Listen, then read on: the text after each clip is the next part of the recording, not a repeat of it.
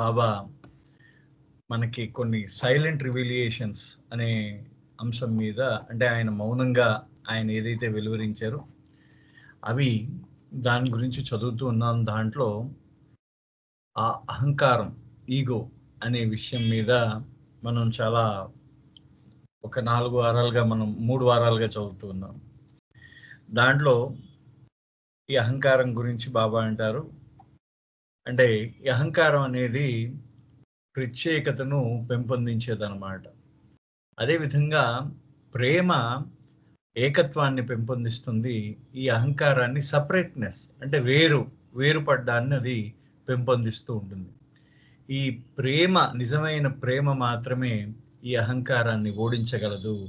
ఆ యొక్క ప్రియతముడితో ఏకమైతేనే ఆ అహంకారం పూర్తిగా కరిగిపోతుంది అనే విషయం దగ్గర బాబా దీన్ని మొట్టమొదటి అంశంగా దాన్ని పేర్కొన్నారు. అయితే ఈ మానవుళ్ళు ఈ మొత్తం ఎప్పుడైతే మనలో మానవుడిలో ఈ ఆధ్యాత్మిక సత్యము అనేది, ఒక చిన్న ఆధ్యాత్మిక సత్యం అనే దాని గురించి తెలుసుకోవాలి అనే తపన మొదలవుతుందో, ఆ తెలుసుకోవాలి అనే తపన చుట్టూనే మొత్తం అతని జీవితం అంతా తిరుగుతూ ఉంటుంది. నేనేదో ఆధ్యాత్మికంగా తెలుసుకోవాలి, ఇంకా తెలుసుకోవాలి, ఇంకా తెలుసుకోవాలి అనే దాని గురించి ఆయన జీవితం మొదలవుతుంది. అప్పుడేమవుతుందంటే ఈ ఆధ్యాత్మికంగా మెల్లిగా అతని మనసులో ఒక చిన్న రకమైన తిరుగుబాటు లాంటిది వస్తుందన్నమాట మనసు. అయితే బాబా అంటారు, ఈ ఆధ్యాత్మిక తిరుగుబాటు వల్ల ఈ అహంకారం ఏమవుతుందంటే, అది మెల్లిగా ఆ తిరుగుబాటు మెల్లిమెల్లిగా పెద్దదవుతూ ఉంటుందట. మానవుడి యొక్క జీవనంలో ఆధ్యాత్మిక తిరుగుబాటు అంటే, ఆ ఆధ్యాత్మికత గురించి మానవుడిలో కలిగిన ఒక చిన్న ఆలోచన, అదే తిరుగుబాటు అన్నమాట. ఆ తిరుగుబాటే పెద్దదయ్యి మెల్లిగా అది, ఆ పెద్దదైన ఆ యొక్క భావన మెల్లిగా అహంకారాన్ని సత్య పదార్థంతో సత్య చైతన్యంతో నింపేస్తుందన్నమాట. అహంకారాన్ని తోసేస్తుందన్నమాట. అయితే అహంకారానికి తెలుసు ఏంటని, అక్కడ తిరుగుబాటు మొదలైందని తెలుసు. ఎప్పుడైతే అహంకారానికి ఆ తిరుగుబాటు మొదలైందని తెలిసిందో, అది తన దగ్గర ఉన్న అతి గొప్ప ఆయుధాలన్నీ కూడా అది వాడుతూ ఉంటుందన్నమాట. ఎందుకంటే ఒక్కసారి ఈ ఆధ్యాత్మిక తిరుగుబాటుని మానవుడిలో కలిగితే, అహంకారం తన యొక్క పదవికి ముప్పు అనే భావన అహంకారానికి, తన పదవికి ముప్పు కలుగుతుందని అహంకారానికి తెలుసు. కాబట్టి అదేం చేస్తుందంటే, ఈ మానవుడిపై తను ఎదురుదాడి చేస్తుందన్నమాట. ఫ్రంటల్ అసాల్ట్ అంటారు బాబా ఆయన. 1 మినిట్. అంటే ఎదురుదాడి చేస్తుందని తెలుసు అన్నమాట దానికి. అహంకారం మానవుడి మీద ఎదురుదాడి చేస్తూ ఉంటుంది. ఈ అహంకారం తన దగ్గర ఉన్న అత్యంత అపాయకరమైన ఆయుధాలన్నిటితో కూడా మానవుడిపై యుద్ధం చేస్తూ ఉంటుంది. మానవుడు దాని నుంచి మెల్లిగా విముక్తి పొందడానికి ప్రయత్నిస్తూ ఉంటాడు. ఆ మానవుడు విముక్తి పొందడానికి ప్రయత్నిస్తూ ఉంటే, అహంకారం ఏం చేస్తూ ఉంటుందంటే, ఆ మానవుణ్ణి మెల్లిగా దాన్ని తన యొక్క వలలోకి పూర్తిగా లాక్కోవాలని ప్రయత్నిస్తూ ఉంటుంది. అప్పుడు అది విసిరే వలలు ఏంటంటే, దాని యొక్క కర్మ యొక్క క్రియల్ని, ఆ కర్మ యొక్క క్రియల్ని, ఆ తర్వాత ఆ కర్మ యొక్క వైఖరుల్ని ఆయుధాలుగా చేసుకుని అహంకారం ఇంకా ఇంకా గట్టి యుద్ధం చేస్తూ ఉంటుందట మానవుడికి. అయితే ఎవరైతే కాస్త ఓపిక, తెలివి, నేర్పు ఉన్న మానవుడు ఎవడైతే తమ జీవితంలో నేర్పు, ఓపిక, తెలివి ఉన్న మానవుడు ఎవరైతే ఉంటారో, వాళ్ళు కొంచెం అహంకారానికి ఎదురొడ్డుతారన్నమాట. వాళ్ళు కొంచెం విచక్షణ, ధైర్యంతో వాళ్ళు ముందుకు సాగితే అహంకారానికి ఎదురు వెళ్ళగలరు. అయితే అటువంటి వారికి కూడా ఈ యొక్క సద్గురువు ఎవరైతే ఉన్నారో, ఆధ్యాత్మిక గురువు కానీ ఆ సద్గురువు యొక్క ఆయన యొక్క సహాయం ఖచ్చితంగా అవసరం. ఎందుకంటే ఎక్కడెక్కడైతే అహంకారం నీ మీద దాడి చేస్తుందో, ఆయా విశేషాలన్నీ ఆ గురువు నీకు కరెక్ట్గా బోధిస్తాడన్నమాట. అహంకారం మన మీద దాడి అంటే మనకి ఎలా చెప్పారు, బాబా ఎలా చెప్పారంటే, అహంకారం మనలో వేళ్ళు ఉనికిపోయింది పూర్తిగా. అది దాని దగ్గర ఉన్న సైనిక దళం చాలా చాలా తెలివైంది. అహంకారం యొక్క సైనిక దళం. అది ఏ విధంగా ఉంటుందంటే, మనలో దాగి ఉండిపోతుంది.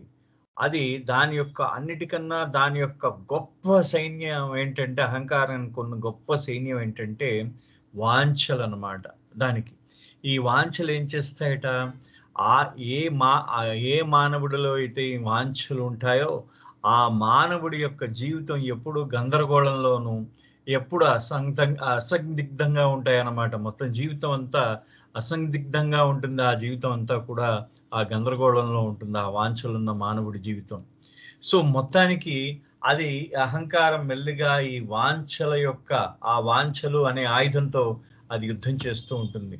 సో అదేం చేస్తుందంటే, ఆ మానవుడిని మెల్లిగా ఒక్కొక్క వాంఛ అంటే ఒక్కొక్క వాంఛని పెంచుకుంటూ పోతుంది. ఆ పెంచుకుంటూ పోయేసరికి దాని తాలూకు బలం పెంచుకుంటూ పోయి మానవుడిలో ఆధ్యాత్మిక విప్లవం వచ్చినా బలహీనపడిపోతూ ఉంటాడు. అటువంటి సమయంలో మానవుడు ఏం చేయాలంటే, వాడు చాలా తెలివిగా, చాలా వ్యూహాత్మకంగా వ్యవహరించాలట. ఆ వ్యవహారం ఏంటంటే, తన కోరికల్ని చంపుకోలేడు మానవుడు. కాబట్టి కోరికల నుండి విత్‌డ్రాల్ అన్నారు బాబా. విత్‌డ్రాల్ అంటే వెనక్కి రావడం అన్నమాట. కోరికల నుంచి వెనక్కి వెళ్ళిపోవడం అన్నాడు. ఉపసంహరణ. కోరికల యొక్క ఉపసంహరణ అన్నమాట. ఏ విధంగా అయినా సరే ఆ కోరికలను ఉపసంహరించుకుంటే ఆ మానవుడికి ఏమవుతుందంటే, ఆ అహంకారం నుండి అతను రక్షింపబడతాడనమాట. ఇంకో విధంగా ఏంటంటే, ఈ అహంకారం ఏం చేస్తుంది, వివిధ భాగాలుగా విడిపోయి అంటే ఇప్పుడు మనకి ఆ అడవిలో ఏ విధంగా ఇప్పుడు నేల మీద మనకు మైన్స్ పెడుతూ ఉంటారు, అంటే బాంబులు పెడుతూ ఉంటారు, నక్సలైట్లు మైన్స్. ఆ విధంగా ఆ మైన్లన్నీ పెట్టుకుంటూ ఉంటుందన్నమాట. అంటే అది మొత్తం దాన్ని ఏంటంటారంటే, ఆ కిందన మొత్తం మందు పాత్ర అంటాం మనం కరెక్ట్ గా చెప్పాలంటే. ఆ మందు పాత్రలాగా అహంకారం ఏం చేస్తుందంటే, ఆ దారి పొడుగున మన యొక్క ఆధ్యాత్మిక మార్గంలో ఉన్న దారి పొడుగున అనేక రకమైన వలలు, ఉచ్చులు వేసి ఉంచుతుందన్నమాట. అంటే దేని మీద కాలు పెడితే, దేని మీద ఒక దాని మీద పెడితే పేలిపోతాం, ఇంకో దాని మీద పెడితే కూరుకుపోతాం, ఇంకో దాని మీద కాలు పెడితే నెత్తి పగులుతుంది, ఇంకో దాని మీద కాలు పెడితే మూతి పగులుతుంది. అంటే ఒక్కొక్క చోట ఒక్కొక్క రకంగా మనని బాధ పెట్టే విధంగా ఈ అహంకారం ఏం చేస్తుందంటే, అది మనం వెళ్ళే దారిలో లేయిడ్ ట్రాప్స్ అన్నారు బాబా. ఈ అహంకారం ఏం చేస్తుందంటే, మనం వెళ్ళే దారిలో మెల్లిగా ఆ ఉచ్చులు ఈ వలలు పెట్టుకుంటూ వెళ్ళిపోతుంది అన్నమాట. అది పెట్టుకునేసరికి ఆ అహంకారాన్ని, అటువంటి దుర్భేద్యమైన అహంకారాన్ని మెల్లిగా మనం ఏం చేయాలి, ఏ విధంగా మనము ఆ నపుంసకుల్ని చేసేయాలి అహంకారం యొక్క సైన్యాన్ని.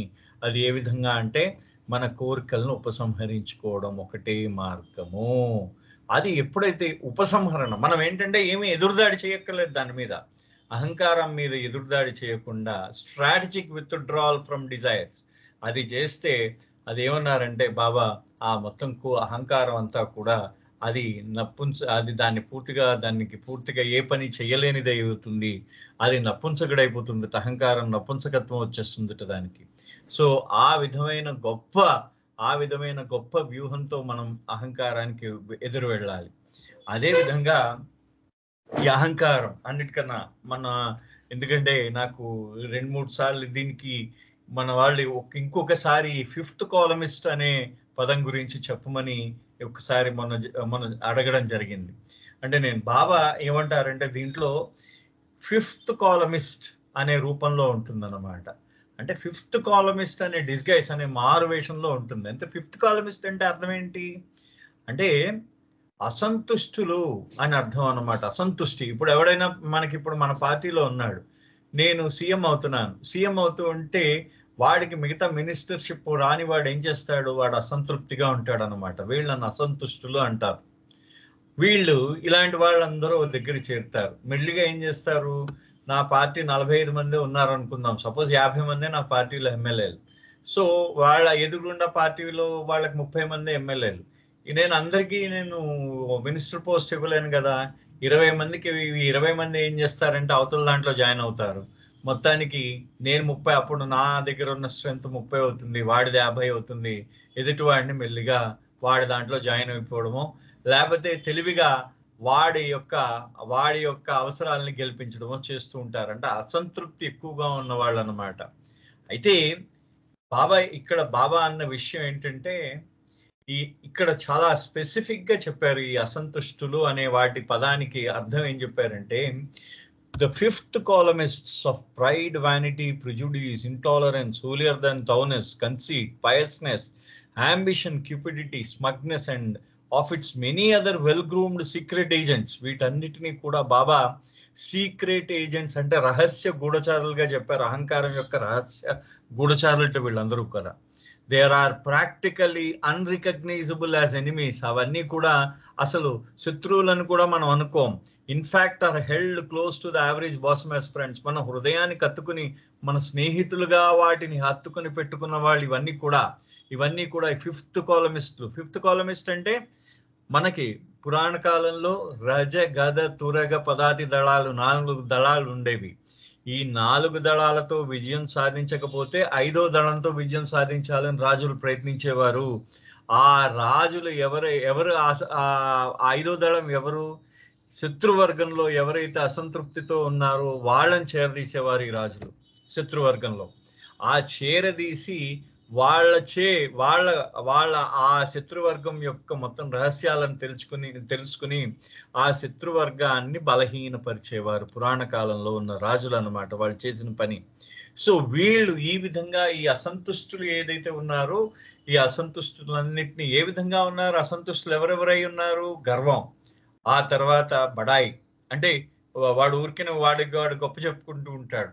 పక్షపాతం, ప్రిజుడిస్, ఇంటాలరెన్స్ అంటే అసహనం, హోలియర్ దాన్ థానెస్ నీకన్నా గొప్పవాడు లేడనుకోవడం, అంటే తనకన్నా గొప్పవాడు లేడనుకోవడం, ఆత్మస్థుతి చేసుకోవడం.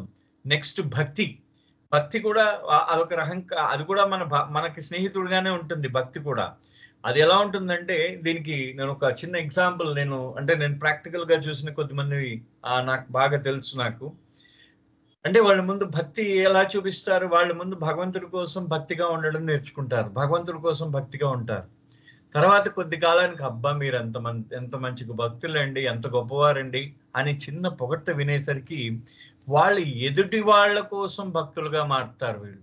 ఆ తర్వాత వాళ్ళు భక్తులుగా ఎదుటి వారి కోసం కంటిన్యూ చేస్తూ ఉంటారు. అంటే అప్పటిదాకా భగవంతుడిపై ఉన్న భక్తి వాళ్ళు తమ యొక్క భక్తిని నిరూపించుకోవడానికి వాళ్ళు ప్రయత్నిస్తూ ఉంటారు. సో ఈ విధమైన భక్తులు, ఈ విధమైన అంబిషన్ అంటే బాగా ఊరికినే అంటే బాగా దాన్ని ఏంటి అత్యాశ ఉన్నవాళ్ళు, ఆశ ఉన్నవాళ్ళు, నెక్స్ట్ కాముకత ఉన్నవాళ్ళు, స్క్యూపిడిటీ తృష్ణ ఉన్నవాళ్ళు, ఆ స్మగ్నెస్ అంటే వాళ్ళు ఏంటంటే నీట్గా ఉండడానికి ప్రయత్నం చేస్తూ ఉంటారన్నమాట. ఇలాంటి వాళ్ళు ఇవన్నీ కూడా ఈ అహంకారం యొక్క రహస్యపు గూఢచారులు. మనలోనే ఉంటారు, మనకి స్నేహితులుగానే ఉంటూ మనకి స్నేహితులుగా ఉంటూ మనం ఏం చేస్తూ ఉంటారంటే అహంకారానికి సహాయం చేస్తూ ఉంటారు. అదనమాట, మనలో స్నేహితులుగా ఉంటూ మనకి ఆ అహంకారానికి సహాయం చేస్తూ మన యొక్క పతనానికి కారణమైన వాళ్ళు వీళ్ళందరూ కూడా. వీళ్ళు ప్రాక్టికలీ ఆచరణాత్మకంగా వీటిని కనీసం గుర్తించలేని వాళ్ళు అన్నమాట. అది ఆ మనస్సు మనకి బాబా అంటున్నారన్నమాట. ఈ విధమైన అహంకారం ఏం చేస్తుందంటే అది మనలో ఒక సిద్ధాంతాన్ని ప్రవేశపెడుతుంది. మనలో అంటే ఇన్ని రకాలైన ఆయుధాలు దాని దగ్గర ఉన్నాయి. ఇన్ని రకాలైన ఆయుధాలతో ఒక సిద్ధాంతాన్ని మనలో ప్రవేశపెట్టి, ఆ సిద్ధాంతం ఏంటి? ప్రత్యేకత అనే సిద్ధాంతాన్ని, నేను వేరు, ఇతర జీవముల కన్నా నేను వేరు అనే ప్రత్యేకమైన సిద్ధాంతాన్ని ప్రవేశపెడుతుంది. ఇటువంటి చెదపురుగు తత్వం ఉన్న అహంకారం అన్నమాట. అంటే చెదపురుగు తత్వం ఉంది అహంకారానికి. ఎందుకు? అది చెదపురుగులను వదిలేస్తే ఏం చేస్తుంది? ఇల్లంతా తినేస్తుంది. అదే విధంగా ఈ అహంకారం కూడా మొత్తం ఆక్రమించేస్తుంది ఆ మనిషి యొక్క జీవనాన్ని. సో దీన్ని ఏం చేయాలంటే ఎప్పుడూ కూడా మనం అందరం ఒకటే అనే భావన ఎప్పుడూ కూడా మనం ఎప్పుడూ అనుకుంటూ ఉండాలట. కన్సిస్టెంట్ అసర్షన్ ఆఫ్ యూనిటీ అన్నారు బాబా.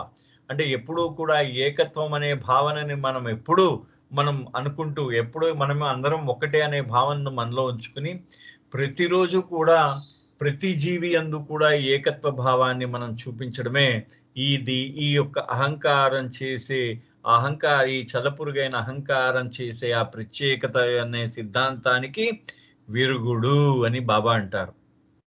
అంటూ ఆ తర్వాత మళ్ళీ మన అహంకారం ఏం చేస్తుంది? ఇప్పుడు మనకు ఒక కోట ఉంది. కోట బయట యుద్ధం చేస్తున్నది. కోట లోపల మన ప్రజలకి మనం తెలియజేయాలంటే మనలోనే ఉంటూ అక్కడ ఆ ప్రోపగండా చేస్తూ ఉంటుంది. ప్రోపగండా వార్ అంటే ప్రచార రూపంలో అహంకారాన్ని ఎదుర్కోవాలి. ఫైటింగ్ తోనూ అహంకారాన్ని ఎదుర్కోవాలి. మన అంతఃపురంలో మన ఇంట్లో కూడా అహంకారాన్ని ఎదుర్కోవాలి. మన ఇంట్లో అహంకారం ఏ రూపంలో ఉంటుంది? ఈ మంచి చెడు అనే రూపంలో మనని మిస్లీడ్ చేస్తూ ఉంటుంది. అంటే ఎప్పుడు కూడా మనని పక్కదోవ పట్టిస్తూ ఉంటుంది అహంకారము.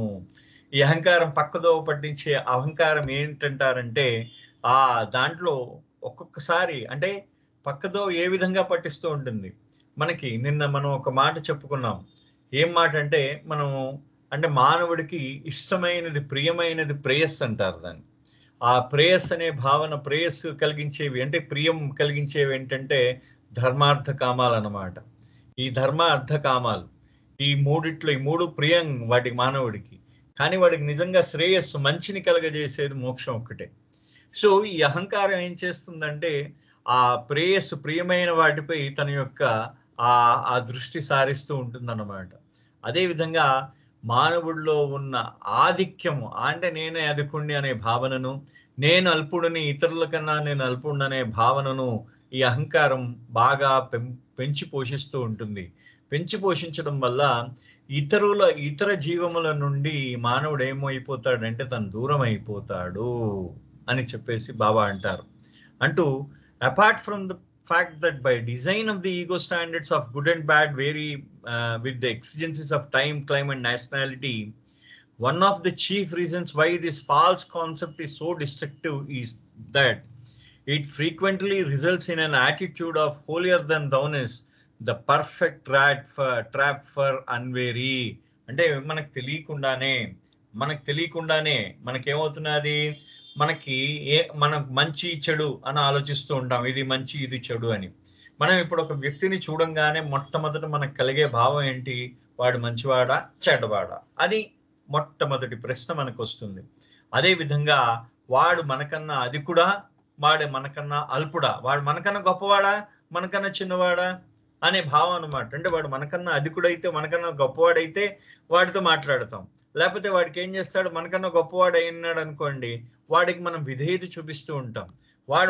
వాడికన్నా మనకన్నా అల్పుడయ్యాడు అనుకోండి, అల్పుడైతే వాడి మీద పెత్తనం చెలాయించడానికి ప్రయత్నిస్తాం. అది మానవుడికి సహజంగా ఉండే గుణం. ఇది బాబా మనకి డిస్కోర్సెస్ లో సుపీరియారిటీ అండ్ ఇన్ఫీరియారిటీ కాంప్లెక్స్ అనే దాని గురించి బాబా చెప్తారు. అయితే దీన్ని ఇది ఏం చేస్తుంది? ఈ భావం ఏం చేస్తుంది అసలు మనని? అతనికన్నా నేను అంటే ప్రతి మనిషి ఇప్పుడు ప్రతి మనిషి తాను చేసేదే మంచి, ఇతరులు చేసేది మంచి కాదు అనే భావన ఎంతో కొంత కలిగి ఉంటాడు. అంటే సాధారణమైన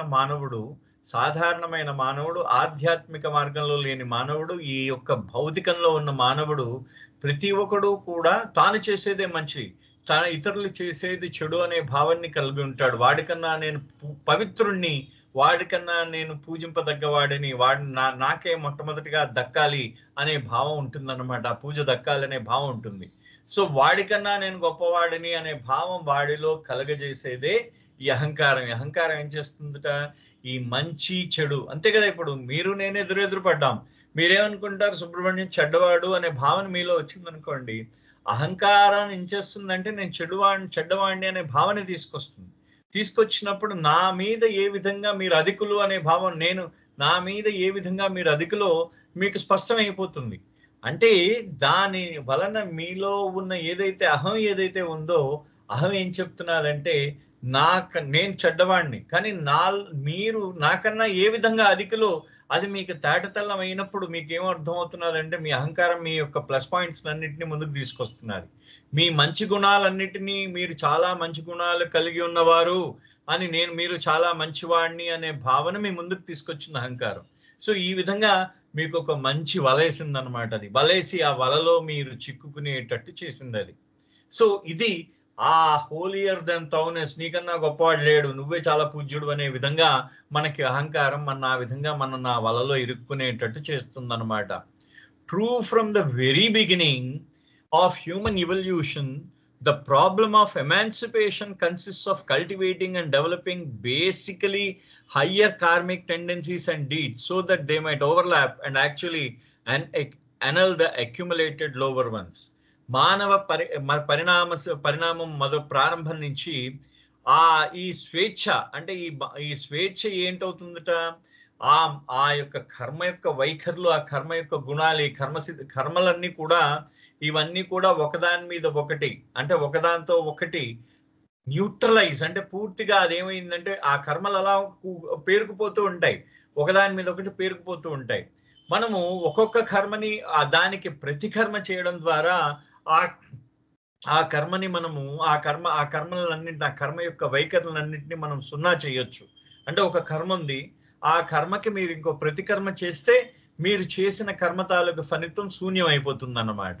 సో ఇది ఏం చేస్తుందంటే అహంకారం ఏం చేస్తుంట, ఈ కర్మకి ప్రతికర్మ అనే భావనని మీలో దాచి ఉంచుతుంది ఎప్పుడు కూడా. ఇట్ డెలిబరేట్లీ కావాలని మీకు తెలియకుండా కర్మకి ప్రతికర్మ చెయ్యాలి అనే విషయాన్ని మీ నుంచి దాచి ఉంచుతుంది అహంకారం. కారణం ఏంటంటే ఒక్కసారి మీకు కానీ ఆ సత్యము మీకు కానీ అవగతమైన నాడు, సత్యం అవగతమైతే అని చెప్పేసి బాబా అంటున్నారు. One of this all vital truths is that whether a person happens to be good or bad at any given time is dependent upon inexorable operation of his karmic ties. అంటే ఒక వ్యక్తి మంచా చెడా అనేది అతని కర్మ యొక్క బంధనాలపై ఆధారపడి ఉంది. ఎప్పుడు కూడా అతని కర్మ బంధనాలపై, కార్మిక్ టైస్ అతని కర్మ బంధనాలపై ఆధారపడి ఉందిట. అతను ఒక వ్యక్తి మంచా చెడా అని. అవి ఎలా ఉంటుంది, ఆ కర్మబంధనాలు ఎలా ఉంటుందంటే చాలా కఠినమైన కర్మబంధనాలు అవన్నీ కూడా, ఇన్ఎగ్జోరబుల్, కఠినమైనవి అన్నమాట. In the light of this ultimate standard, saint and sinner are both what they are because of immutable laws operative in the universe. ఇక్కడ బాబా అంటున్నారు అంటే మనము కొన్ని ధర్మాలు ఉన్నాయి, ఈ విశ్వంలో కొన్ని ధర్మాలు ఉన్నాయి. ఆ ధర్మాలని మనం ఏంటంటే ఆ ధర్మాలను దాటిపోలేమన్నమాట. అవి అంటే పరివర్తన లేవన్నమాట, మార్పు చెందని ధర్మాలు కొన్ని ఉంటాయి అన్నమాట. అవి ఈ కర్మ సిద్ధాంతము మార్పు చెందనిది. ఇవి ఈ కర్మ బంధనాలన్నీ కూడా, ఈ కర్మ బంధనాలన్నీ కూడా అంటే ఒక పాపి ఒక పుణ్యాత్ముడు, వీళ్ళిద్దరి యొక్క కర్మ బంధనాలు కూడా ఈ విశ్వం యొక్క ధర్మాలపై ఆధారపడి ఉంది, ఆ విశ్వధర్మంపై ఆధారపడి ఉంది. Both have the same beginning and the sem end. అంటే ఒక పాపి సపోజ్ ఒక పాపి ఉన్నాడు, ఒక పుణ్యాత్ముడు ఉన్నాడు, ఇద్దరు కూడా ఆ రాయి స్థితి నుంచే ప్రారంభం అవుతుంది వాళ్ళ యొక్క ఆధ్యాత్మిక ప్రయాణం, అంతే కదా. రాయి స్థితి నుంచే వాళ్ళ యొక్క జీవనం ప్రారంభం అవుతుంది. మళ్ళీ మానవుడిగా చైతన్యపూర్వకంగా తాను భగవంతుణ్ణి అని తెలుసుకునే స్థితి దగ్గర ముగుస్తుంది, అంతే కదా. వాళ్ళ ప్రయాణం అదే కదా. వాళ్ళ ప్రయాణం ప్రారంభం రాయి దగ్గర, వాళ్ళ ప్రయాణం అంతం ఇక్కడ మానవుడిగా తాను భగవంతుడిని తెలుసుకున్న తర్వాత. సో వాళ్ళ యొక్క ప్రారంభము ఒకటే, వాళ్ళ యొక్క అంతము ఒకటే. From the divine point of view and contrary to existing religion and creeds, so craftily instigated and popularized by the ego, no sinner has the stigma of eternal degradation upon him, no saint has eternal distinction of honor. ఇది ఏం చేస్తున్నది ఇక్కడ, ఆ దివ్య అంటే ఆయన ఆ మనం దైవీ ప్రకరణ ప్రకారం చూసినట్టయితే, అంటే దేవుడు ప్రకారం మనం చూసినట్టయితే పాపి పుణ్యము వీళ్ళిద్దరు కూడా సమానులే. పాపాత్ముడు సమానుడే, పుణ్యాత్ముడు సమానుడే. ఎందుకంటే వాళ్ళ యొక్క ఆరంభము ఒక చోట నుంచే ప్రారంభం అవుతుంది, వాళ్ళ యొక్క అంతం కూడా ఒక చోట నుంచే ప్రారంభం అవుతుంది. కానీ అహంకారం ఏం చేస్తున్నదంటే పుణ్యాత్ముడిని, ఈ పాపం చేసిన వాడు వాడు ఏంటంటే వాడు వాడిని పూర్తిగా అవమానిస్తుందన్నమాట. పాపం చేసిన వాడిని అవమానింపబడేటట్టు చేస్తుంది. అంటే ప్రతి పాపము చేసిన వాడిని అవమానపడేటట్టు చేస్తుంది. డిగ్రేడ్, పూర్తిగా వాడిని అవమానపడేటట్టు చేస్తుంది ఈ యొక్క అహంకారం. అదే విధంగా పుణ్యాత్ముడిని ఏం చేస్తున్నది, వాడికి గౌరవం ఇచ్చేస్తున్నది, వాడు చాలా పుణ్యాత్ముడు అని గౌరవం. కానీ వాడు ఒకటే, వీడు ఒకటే. అయితే ఎవరు కూడా అంటే పాపాత్ముడు ఆ యొక్క తన యొక్క అవమానం అనే కళంకాన్ని జీవితాంతం ఎప్పుడూ కూడా అంటే శాశ్వతంగా వాడు కళంకం వాడి మీద ఉండదు. ఎప్పుడు పాపాత్ముడికి ఎప్పుడు కూడా పాపాత్ముడి శాశ్వతమైన కళంకం ఉండదు. పుణ్యాత్ముడికి ఎప్పుడు కూడా శాశ్వతమైన గౌరవం లభించదు. నో సెయింట్, అది బాబా అంటున్నారు. అంటే చూడండి, అంటే ఇద్దరు ఒకటే, పాపాత్ముడు పుణ్యాత్ముడు అనే ఇద్దరు కూడా ఒకటే. ఏ పాపాత్ముడు కూడా శాశ్వతమైన పాపాత్ముడు కాదు, ఏ పుణ్యాత్ముడు కూడా శాశ్వతమైన పుణ్యం చేసుకున్నవాడు కాదు వాడు కూడా. అయితే వాళ్ళిద్దరూ కూడా ఒకటే. No saint however god like has attained the high heights of moral excellence except after many lives of moral failings. ఇక్కడ బాబా చెప్తున్నారు, ఏ పుణ్యాత్ముడు కూడా ఎంత గొప్ప భగవంతుడు అంతటి వాడైనా సరే వాడు నైతికంగా వాడు నైతికంగా గొప్పవాడు అయిపోలేదు. అంటే ప్రారంభం నుంచి వాడు గొప్పవాడేం కాదు. ఎన్నో రకమైన నైతిక వైఫల్యం చెంది, నైతికత అంటే నైతికంగా వాడు ఓడిపోయి ఆ తర్వాత వాడు పుణ్యాత్ముడు అయ్యాడు. ఎవడూ కూడా పుట్టిన వెంటనే పుణ్యాత్ముడు కాదన్నమాట. అంటే ఎవడూ కూడా పుణ్యం చేసుకునే పుట్టలేదు, ఎవడూ కూడా పాపం చేసుకునే పుట్టాడు. మొట్టమొదటిగా అందరూ సమానంగానే పుట్టారు. అయితే వాడి యొక్క జీవన ప్రయాణంలో ఒకడు పాపి నుండి పుణ్యాత్ముడుగా మారాడు. ఎవడో కూడా గొప్పవాడేం కాదు, పుట్టిన వెంటనే గొప్పవాడు కాదు. అంటే నైతికంగా గొప్పవాడు అయిపోలేదు, ఎవడు కూడా నైతికంగా దిగజారిపోలేదు అంటూ no sinner is so debased that he will not eventually rise from his ashes and ultimately achieve sainthood.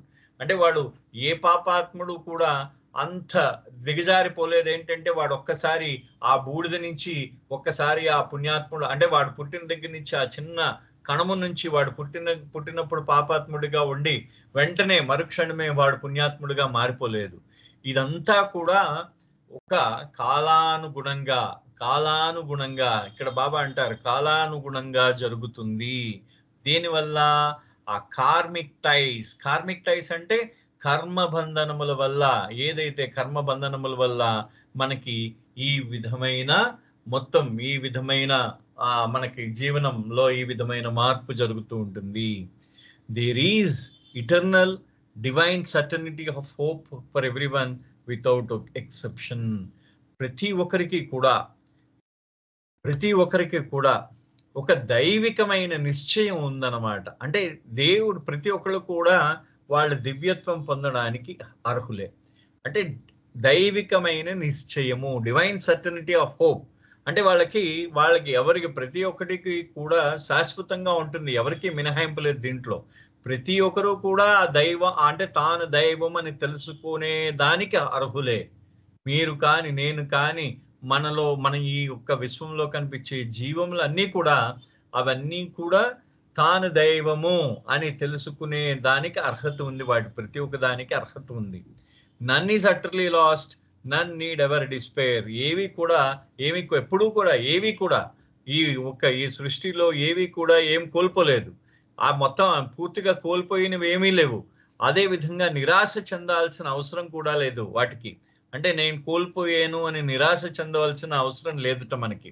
అంటే మనం ప్రతి ఒక్కరికి కూడా ఆ దివ్య సత్యాన్ని తెలుసుకోవలసిన ప్రతి ఒక్కరు కూడా తెలుసుకునే మనకి రైట్, ఒక ధర్మం ఉందన్నమాట. ఇది ప్రతి ఒక్కరికి ఆశ ఉంది. Divine certainty of hope.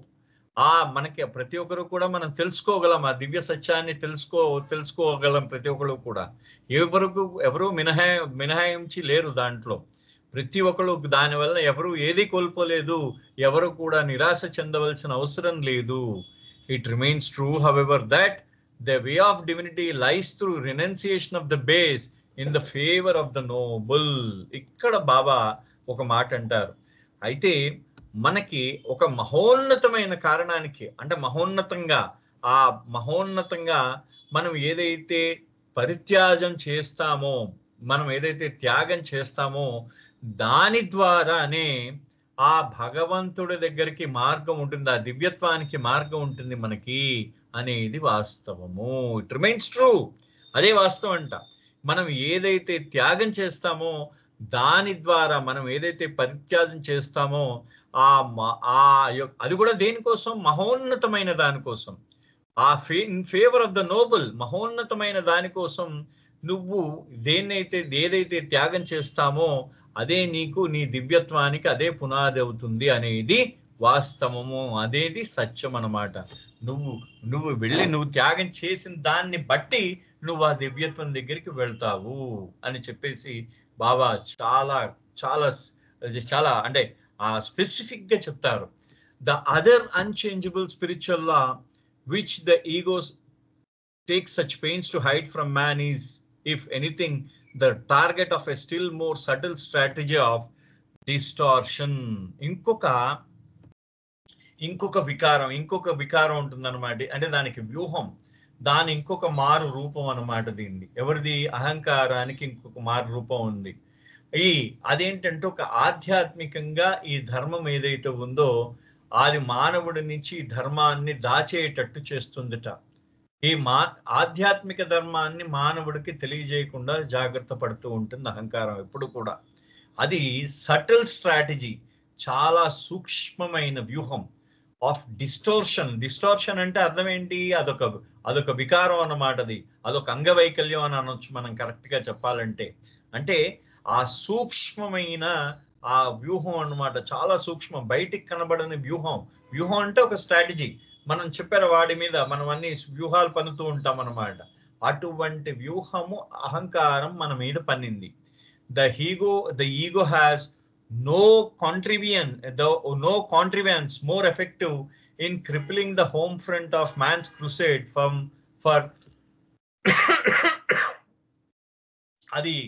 the ego has no contrivance more effective in crippling the home front of man's crusade for self liberation.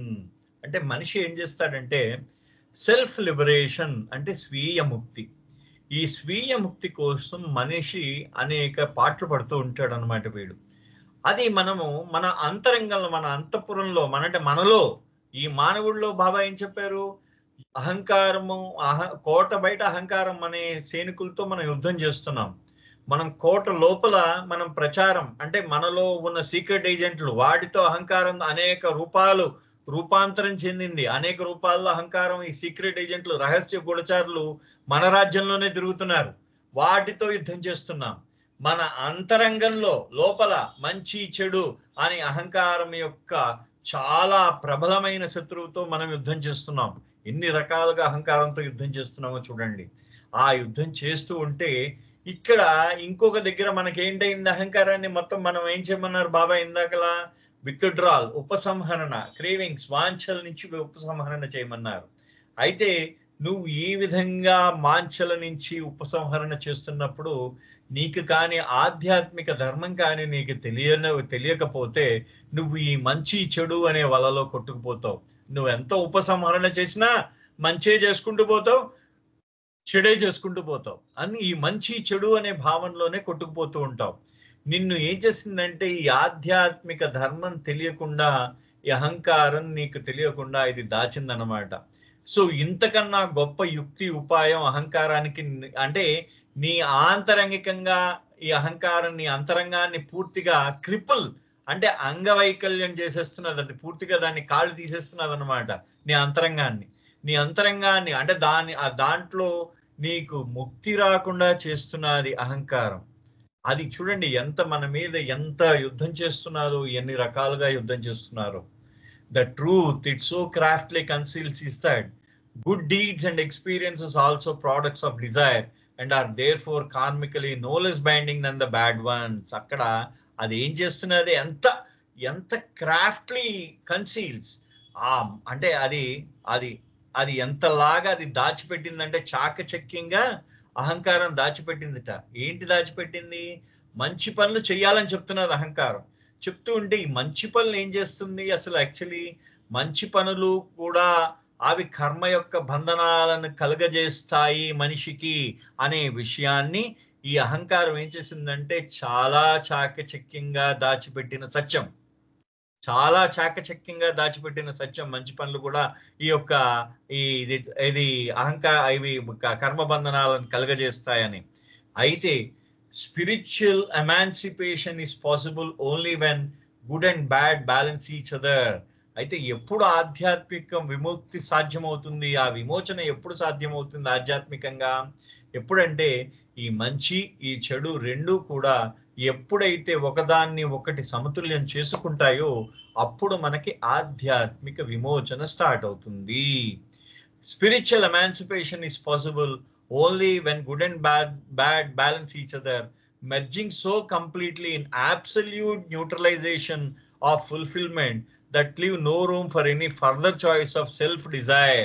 అప్పుడు ఇవి ఎంతలాగా సమతుల్యం సాధించాలంటే, ఈ మంచి చెడు ఇవి ఒకదానిలోకి ఎంతలాగా విలీనం అయిపోవాలంటే, తర్వాత నీ నుంచి ఏ విధమైన కోరిక అనే నీవి నుంచి కోరిక తర్వాత నువ్వు ఏది ఎంచుకోవడానికి అవకాశం ఉండకూడదు, ఏది కోరుకోవడానికి కానీ ఎంచుకోవడానికి అవకాశం ఉండకుండాని విధంగా ఈ రెండు సమతుల్యం అయిపోవాలట. అంటే ఈ మంచి చెడు కూడా నువ్వు ఏది ఫర్దర్ గా నువ్వు ఏది కోరుకోకుండా, తర్వాత నువ్వు ఏది కోరుకోకుండా, తర్వాత నువ్వు ఏది ఎంచుకోకుండా అది ఏమవ్వాలంటే అంతలాగా విలీనమైపోయి సమతుల్యం అయిపోవాలి రెండు కూడా.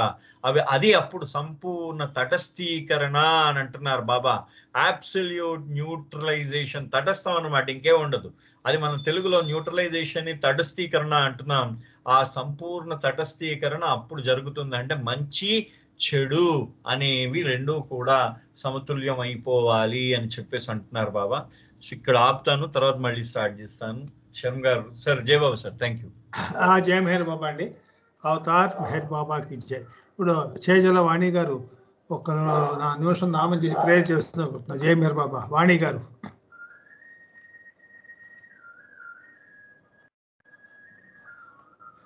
వాణి గారు నామం చేసి ప్రేయర్ చేయండి 7 కల్లా.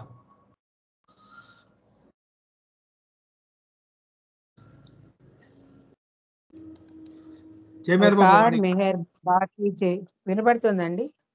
వినపడుతుంది. నామం చేసి అలాగే. జై బాబా.